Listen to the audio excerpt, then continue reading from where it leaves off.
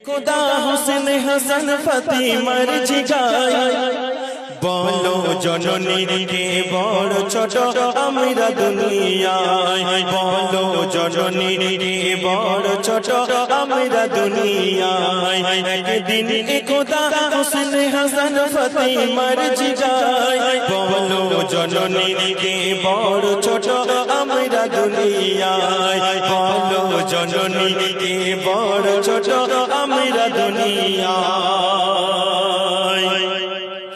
মা ফাতিমা বলল নবী হোসেন ও হাসান তুই সিলেটে লিখতে থাকো তুই জনারি নাম তুই সিলেটে লিখতে থাকো তুই জনারি নাম কে ছোট কে বড় তার পাবে গো প্রমাণ যে জন্য আগে লিখে দেবে তার নিজের ওই নাম যে জন্য আগে লিখে দেবে নিজের ওই নাম আর একই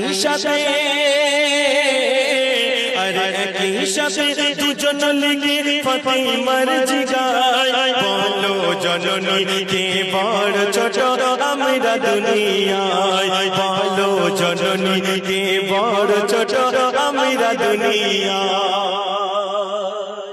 ওমা দুই ভাই একসাথে লিখে ছুটে ছুটে চলে গেল, বলছে মা আমাদের মধ্যে কে বড় ছোট? মা সোনামণি চুপ করো বাপ, গজলটা শোনো মা, তোরা আমার বন্ধু।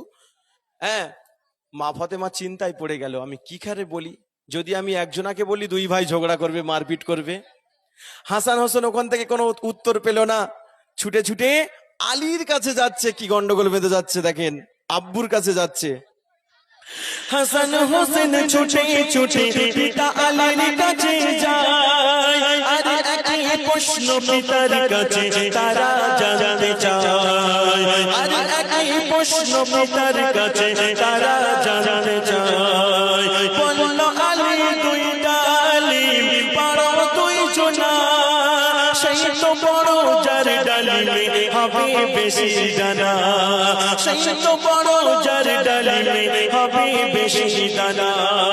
তুই ডালিমের দানা সমান পেয়ে পিতাকে যোগায়, ও আবু বলো কে বড় ছোট আমরা দুনিয়ায়, ও আবু বড় কে বড় ছোট আমরা দুনিয়ায়।